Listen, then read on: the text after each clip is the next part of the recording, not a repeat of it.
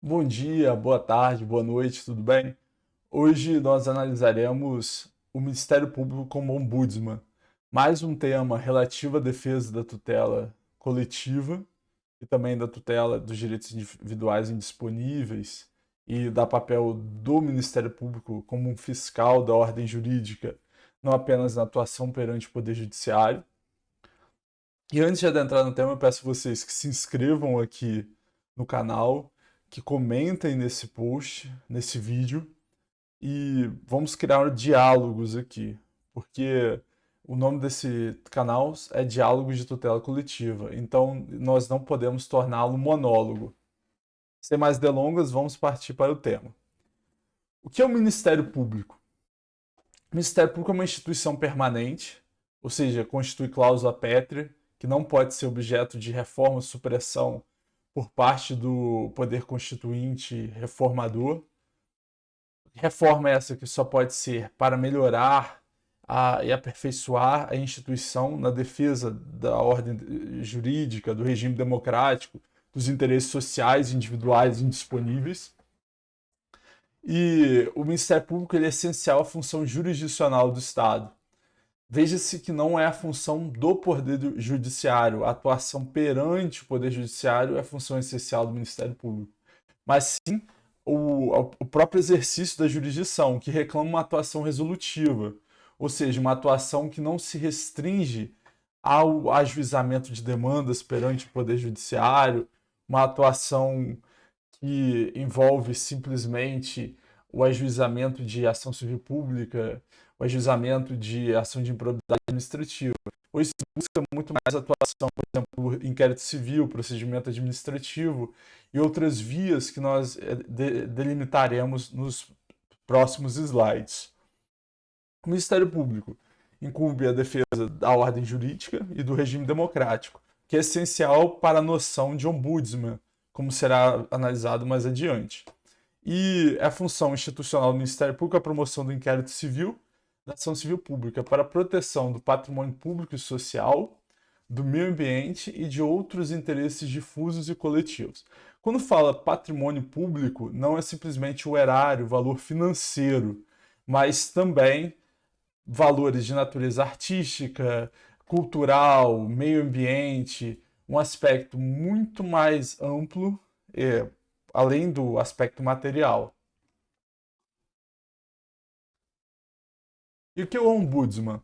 O ombudsman é a pessoa encarregada pelo Estado de defender os direitos dos cidadãos, recebendo e investigando queixas e denúncias de abuso de poder ou de mau serviço por parte de funcionários ou instituições públicas. É um instrumento a serviço da cidadania para aumentar a prestação de contas, accountability, a transparência, transparency, eficiência, efficiency e democracia, democracy. Então, ou seja, o Ministério Público tem todas as características para ser um ombudsman, uma vez que é instituição permanente, independente. Alguns colocam o Ministério Público até como uma instituição extrapoder. Tem um caráter essencial ao Estado democrático de direito. É fundado com base na transparência e com base no aspecto dos princípios que regem a administração pública, sobretudo aqueles previstos no artigo 37, caput da Constituição da República.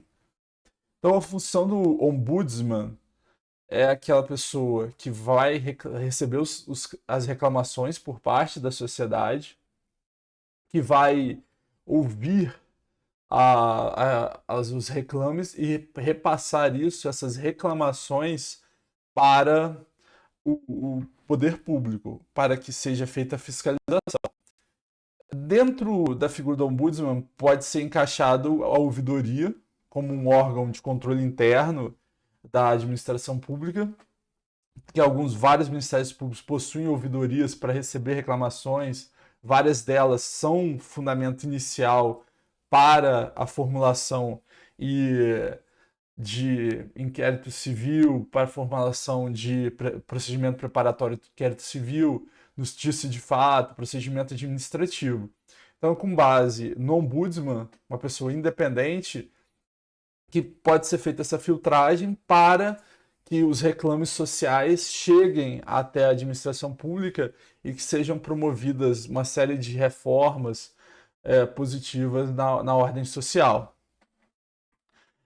Há um precedente importante da Corte Interamericana de Direitos Humanos que qualifica o Ministério Público e demais órgãos independentes como essenciais para a fiscalização contra a letalidade, letalidade policial, como por exemplo o caso Favela Nova Brasília, que foi um caso julgado não tem muito tempo pela Corte Interamericana de Direitos Humanos, que entendeu que o Ministério Público, no exercício do controle da atividade, controle externo da atividade policial, é uma instituição legítima para fazer esse controle e verificar se aquela investigação envolvendo a brutalidade policial está sendo bem conduzida, para que não haja interferências irregulares na lisura desse tipo de procedimento. Uma vez que a letalidade policial pode envolver interesses de natureza pessoal, o que violam diversos princípios da administração pública, tais como legalidade, principalmente a impessoalidade.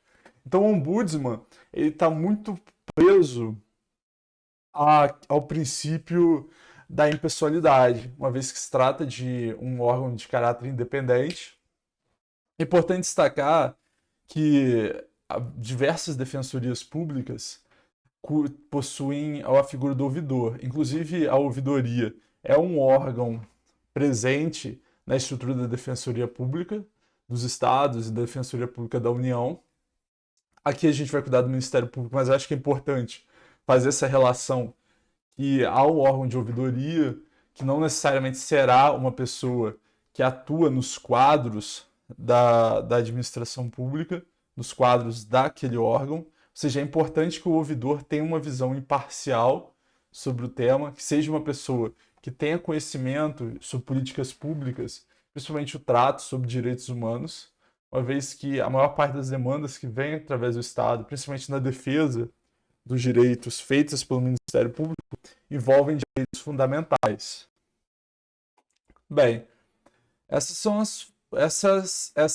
é o conceito de ombudsman. Vamos passar agora às suas características. É uma independência institucional ou individual e é a proteção das pessoas do povo e tutela dos seus direitos em face dos equívocos, insultos, negligências e decisões administrativas injustas adotados pelo poder público. Então veja que o Ministério Público, sobretudo no artigo 129, inciso 3, detém todas essas características. Vou até voltar aqui para a gente fazer o comparativo, que é a proteção do patrimônio público e social, do meio ambiente, outros interesses difusos e coletivos. Quando a Constituição menciona e de outros interesses difusos e coletivos, é uma cláusula geral de proteção aos bens jurídicos de natureza meta-individual. Beleza. E quais são as armas que o Ministério Público possui para verificar determinada irregularidade, para atuar como ombudsman? É necessário apontar que na tutela coletiva existe o princípio da atipicidade, que estabelece que para a defesa dos direitos e interesses difusos, coletivos e individuais homogêneos são admissíveis todas as espécies de ações capazes de propiciar sua adequada e efetiva tutela, que está previsto no artigo 83 do Código de Defesa do Consumidor, mas em razão do microsistema de tutela coletiva, tem uma aplicação para todos os tipos de tutela de natureza meta-individual. O termo ações, ele não se restringe ao aspecto de ação judicial ou direito de ação previsto na Constituição, o exercício dele perante o Poder Judiciário. Ações podem ser classificadas como medidas, sejam de natureza judicial ou extrajudicial, que o Ministério Público possui para que ele faça a tutela dos direitos de natureza meta-individual, seja por mandato de segurança, o reconhecimento recente da jurisprudência do habeas corpus coletivo, passe na doutrina do habeas data coletivo também.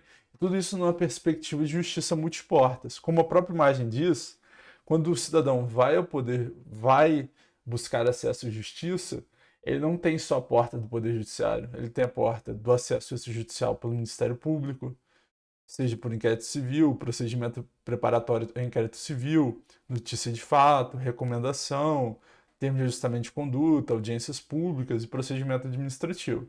Ele possui uma série de caminhos. Não cabem simplesmente ao Ministério Público também. O próprio Código de Processo Civil estabelece que essa cooperação jurídica para obtenção de uma decisão satisfativa não envolve somente a atuação do Ministério Público, Defensoria ou do Poder Judiciário, mas também dos advogados, de toda a sociedade numa análise cooperativa, em razão de uma certa amplitude social da demanda. O que, na defesa dos interesses difusos, coletivos e individuais homogêneos, tem uma relevância significativa, uma vez que a amplitude desse tipo de litígio atinge uma série de pessoas. Nesse ponto, inclusive, eu me reporto ao vídeo que nós fizemos recentemente relativo às medidas estruturais, que eu vou deixar o card aqui em cima e vocês analisem o vídeo, que lá eu abordo uma série de pontos sobre justiça multiporta, sobre a relativização do procedimento, da coisa julgada. Beleza, esses são os instrumentos que eu mencionei. Eu não vou tocar em todos, porque demandaria de um vídeo mais amplo. Se vocês querem que eu fale sobre cada tipo de instrumento que está à disposição do Ministério Público, eu peço vocês que mencionem aqui nos comentários ou mandem e-mails. Eu ficarei feliz de produzir um vídeo sobre esse conteúdo. Eu preciso saber qual a demanda que vocês têm aqui de conteúdo. Hoje eu vou tocar no ponto que é central relativo ao Ombudsman, que é a recomendação, que está na resolução 164 de 2017 com as suas alterações. A recomendação, e assim como todas as outras resoluções relativas à atuação do Ministério Público, você encontra aqui na descrição do vídeo e no final do material escrito, que eu também vou disponibilizar. Sem mais delongas, vamos partir agora para a análise do principal instrumento aqui relacionado ao Ombudsman, a recomendação. A recomendação é um instrumento de atuação extrajudicial, ou seja, opera-se fora do Poder Judiciário, do Ministério Público, por intermédio do qual este expõe em ato formal, ou seja, detém uma certa formalidade, as razões fáticas e jurídicas sobre determinada questão, com o objetivo de persuadir o destinatário a praticar ou deixar de praticar determinados atos em benefício da melhoria dos serviços públicos e de relevância pública, ou do respeito aos interesses de direitos difusos, bem como os definidos pela instituição. Vamos dar um exemplo de uma recomendação. Em tempos de Covid, é estabelecido uma medida de vacinação em um município. E essa medida de vacinação não está sendo feita da forma adequada, não vai respeitar distanciamento social, não vai respeitar a fila de prioridades. Claramente a administração vai violar um princípio da legalidade, uma vez que existem uma série de recomendações e resoluções do Ministério da Saúde que regulamenta a matéria. Então, é importantíssimo que o Ministério Público atue para reprimir esse tipo de violação ao direito difuso, ao direito social à saúde. Em vez do Ministério Público ajuizar uma ação que demandaria uma certa análise maior de documentos ou uma certa produção de elementos de prova, ele, com base nessas informações, em razão da urgência, recomenda, por um ato formal, em natureza extrajudicial, sem notificação judicial nem nada, citação, nem nada nesse sentido, para que o gestor público adote certas medidas para que aquela vacinação, aquele procedimento, seja feito em conformidade com as resoluções do Ministério da Saúde ou resolução da Secretaria de Saúde, para que seja respeitado isso. Então, a função da recomendação é essa. Repito, a recomendação está mais bem delineada na resolução do CNMP número 164 de 2017, sem considerar a possibilidade de outros ministérios públicos poderem aprofundar os temas ou trazer algumas questões diversas. E vamos lá para as funções.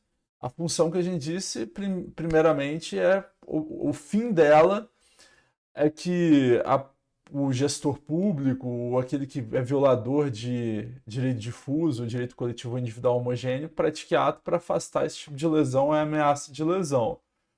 Mas a recomendação possui algumas funções. A primeira dela é caracterizar o dolo para eventual ação penal.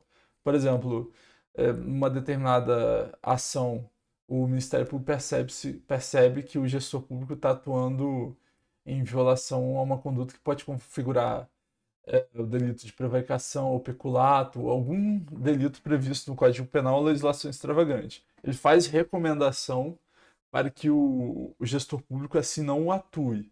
O gestor público lê a recomendação do Ministério Público no sentido de que há uma série de medidas que ele deve adotar e mesmo assim ele prossegue na lesão ou ameaça de lesão a um bem jurídico tutelado, ele age com uma forma dolosa. Há uma certa, não há presunção de dolo, não existe presunção de dolo no direito penal, mas pela base da teoria indiciária e sobretudo com base no dolo eventual, há uma certa margem de analisar que ele agiu com dolo, porque ele tomou uma ciência, ou seja, ele tinha conhecimento que a conduta dele era irregular e com vontade ele assim atuou.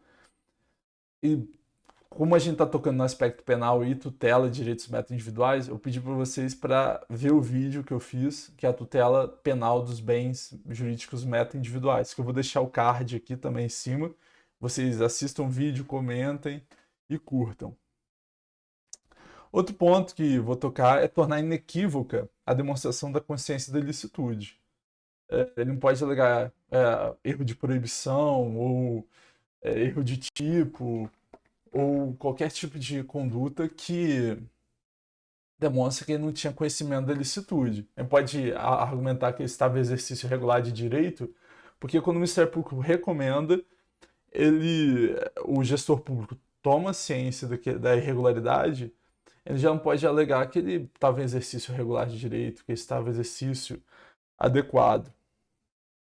E também tem o objetivo de provocar o autocontrole dos atos da administração pública, provocar que o próprio controle interno da administração pública verifique se aquele ato é compatível ou não com a legalidade e outros princípios constitucionais. E isso daí tem até um caráter mais preventivo, para que em outras situações a administração pública também não haja dessa forma. Porque havendo uma recomendação do Ministério Público, não simplesmente aquela conduta será readequada aos parâmetros de legalidade, eficiência ou publicidade, mas também futuras outras ações. Então, é um objetivo também de provocar a própria administração pública e reveja seus atos, inclusive com base na autotutela da administração pública. Pode caracterizar dolo, má-fé ou ciência da irregularidade, como eu apontei no ponto 1. Visa impelir, estimular ou embasar ou apoiar atos discricionários de agentes públicos. O objetivo é evitar que o agente público age de uma forma totalmente discricionária. Existe uma certa margem de discricionariedade, que é importantíssimo a ser seguida, que não cabe simplesmente o Ministério Público atuar de uma forma de reprimir ou amarrar a atuação do gestor público, mas também trazer uma conscientização no exercício desse poder discricionário que o gestor público possui. Pode constituir como elemento de prova em sede de ações civis e criminais. Essa recomendação pode servir de base para a instrução de um inquérito civil, de um procedimento preparatório, ou caso haja reiteração do ato pelo gestor público, caso de fato ocorra lesão ao bem jurídico tutelado. E também serve para vincular as justificativas apresentadas pelo recomendado aos respectivos motivos determinantes, viabilizando o controle jurisdicional. Esse ponto é importantíssimo. Imagine a seguinte situação: é feita a recomendação, o gestor público toma ciência de que ele está praticando uma irregularidade, mesmo assim ele continua praticando, ele dá continuidade ao ato e ele justifica os motivos pelos quais ele está violando um interesse de natureza meta-individual. Aquele interesse ele passa a ser um motivo determinante em razão do ato administrativo. Uma vez que ele faz a fundamentação do ato, aquilo passa a ser um motivo determinante para caso uma futura ação que vier a ser ajuizada, seja civil ou criminal, o Poder Judiciário possa fazer o controle e a avaliação daquele elemento de prova. Avaliar se o que ele está dizendo no Poder Judiciário é diferente do que ele disse perante a esfera extrajudicial. O que tem uma relevância significativa, uma vez que o ato que ele menciona, a resposta que ele menciona ao Ministério Público tem um caráter de ato administrativo. Então tem um certo atributo de veracidade e legitimidade, o que torna uma eventual incongruência por parte dele no Poder Judiciário uma necessidade de avaliação se de fato o que está dizendo é verdade ou mentira. E visa também afastar, quando respondida, a alegada necessidade pré-votiva do ente público, que figura no polo passivo para análise de eventual concessão de liminar.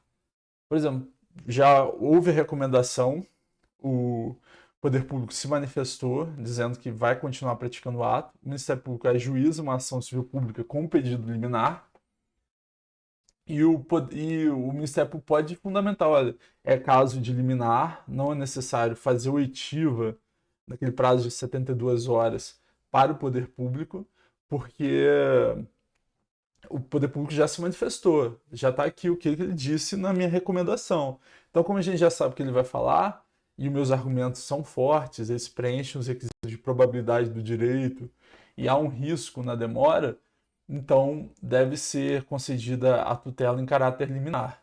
Então, existem várias funções positivas da recomendação e da atuação como ombudsman, que, repito, não se restringe a uma atuação do Ministério Público Fiscal da Ordem Jurídica nos termos do artigo 178 do Código de Processo Civil, mas há uma amplitude, principalmente uma atuação resolutiva.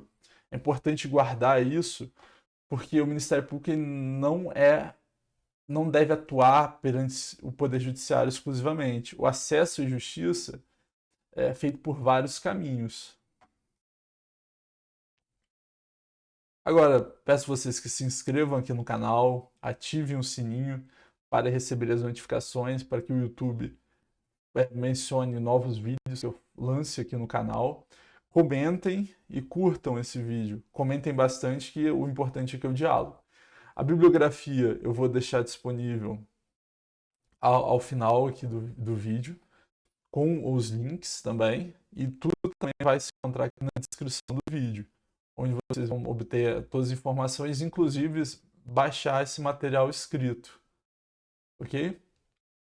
Sobre as resoluções, eu repito, vários ministérios públicos regulamentam essas resoluções do CNMP em âmbito interno, seja inquérito civil, notícia de fato, e entre outros. Então, caso esteja estudando para algum ministério público, eu peço que leia as respectivas resoluções, além das resoluções do CNMP. Então é isso, galera. Abraço, tenha um ótimo dia, uma ótima tarde, uma ótima noite.